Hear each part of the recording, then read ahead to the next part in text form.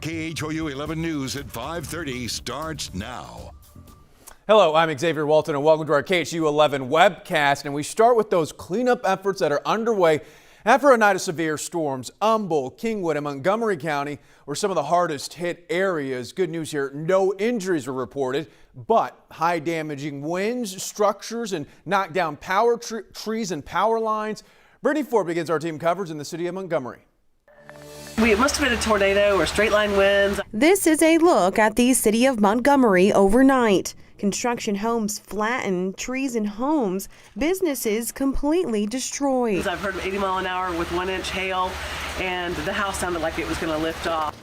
As the sun came up Sunday morning. Had some employees closing up and customers. Hillary Dumas, owner of Ransom Steakhouse Saloon, says It's amazing, the debris this morning. It was hard to tell last night driving around. Her restaurant, one of the hardest hit.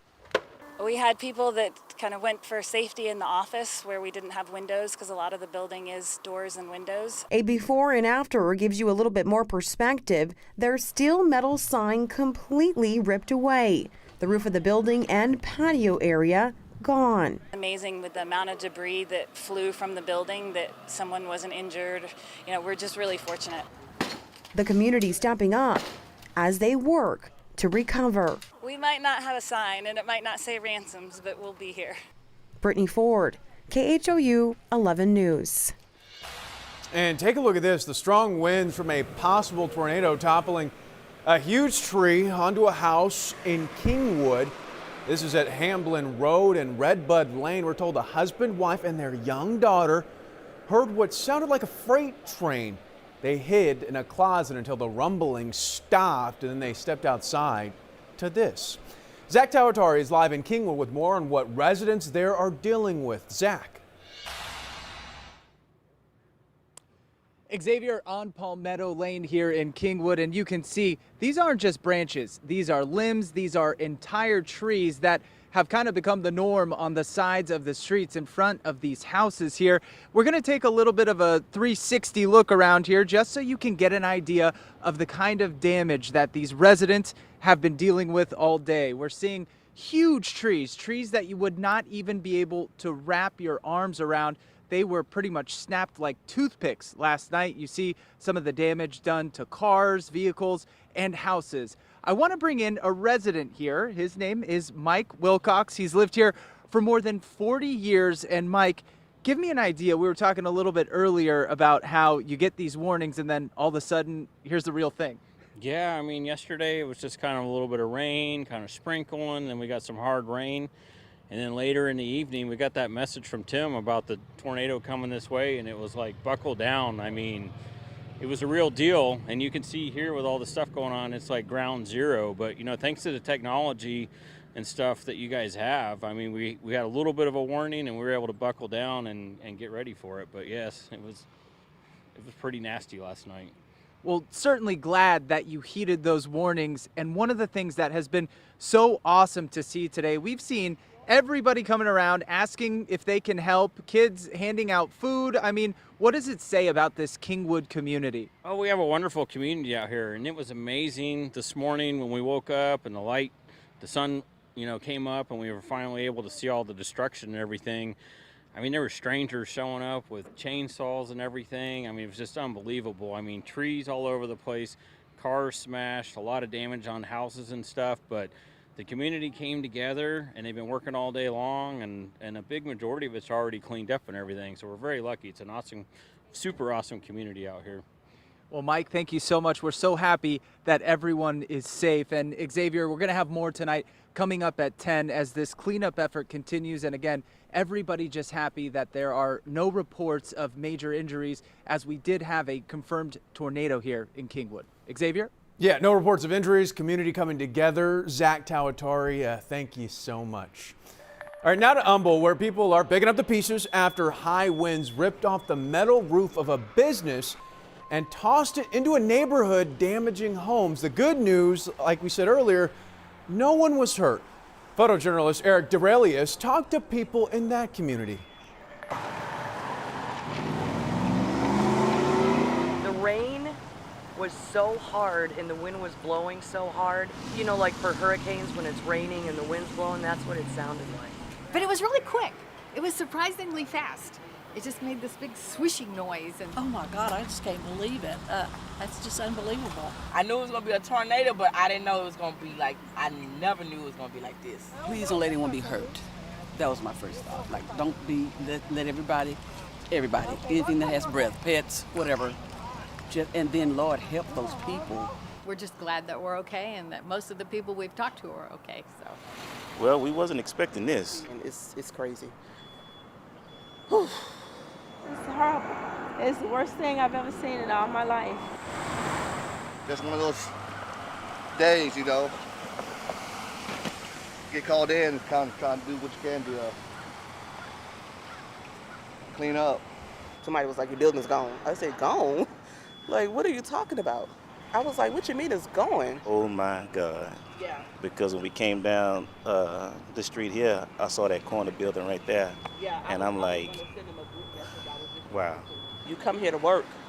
You come here for your dreams and your goals. And then to come here to this is very devastating. It hurts, man. It hurts. This is everything. It's TV, man. This is stuff that happens on TV or somewhere else. It can't wait for me. Not here, so yeah, it's something you put together hand by hand, piece by piece, and it's just gone overnight. But, you know, we'll be all right. We'll fix it. All right, meteorologist Kim Castro joining us now. And Kim, you know, you heard it there. You have to feel for these folks, these people in these communities. I know the National Weather Service has been out there surveying the damage, and we know that the National Weather Service confirmed 3 tornadoes touched down, right?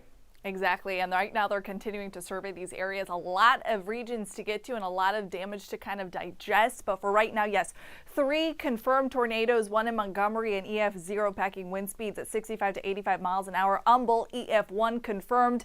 Kingwood EF1 also confirmed wind speeds at 86 to 110 miles an hour. There are 2 other tornadoes that have been preliminary confirmed.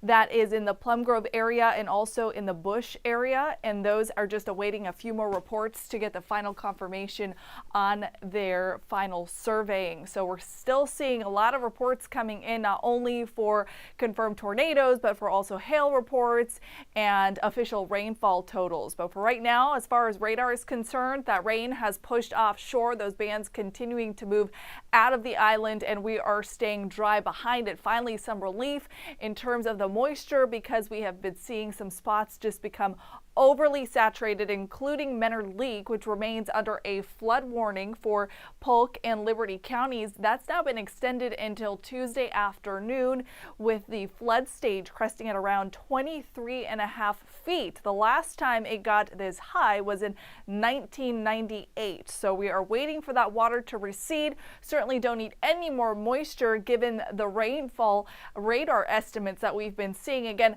some of these higher totals, I'm really thinking we'll see some hail verifications here, which is why the reflectivity got so high, but certainly not to take away from the magnitude and the intensity of these severe storms that stayed parked over the Liberty County area for a duration of not only yesterday afternoon, but during those overnight hours too, that are now still causing concerns for localized street, creek, and river flooding. Current conditions 67 degrees, so we are already seeing the effects of a cold front. So that's what gave us the last of the wet weather today, those showers that have pushed offshore. And what we're seeing behind it, cooling and drying effects. Those dew points now lowered into the low 50s. They'll continue to drop, as will our temperatures. Let's take you through time into our Sunday evening. Temperatures now breaking into the 50s almost area wide, with the coast still hugging on to a little bit of warmth. Overnight temperatures will break into the 40s.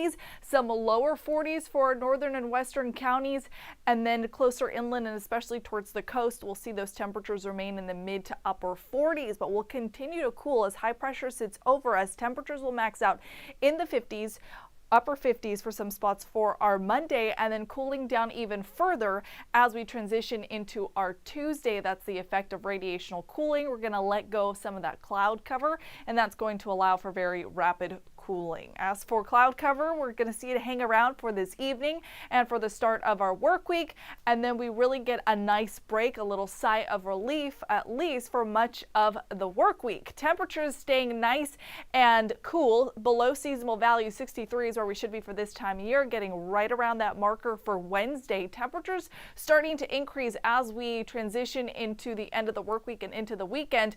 We are honing in on your next front and the timing of that system. A few models showing it coming in Friday night into early Saturday. A couple of other models showing it pushing in a little bit later Saturday, but we are expecting rain to make a return by this coming weekend. But for now, we can finally start to dry off and really let the National Weather Service get to work and see all of these areas that still need surveying.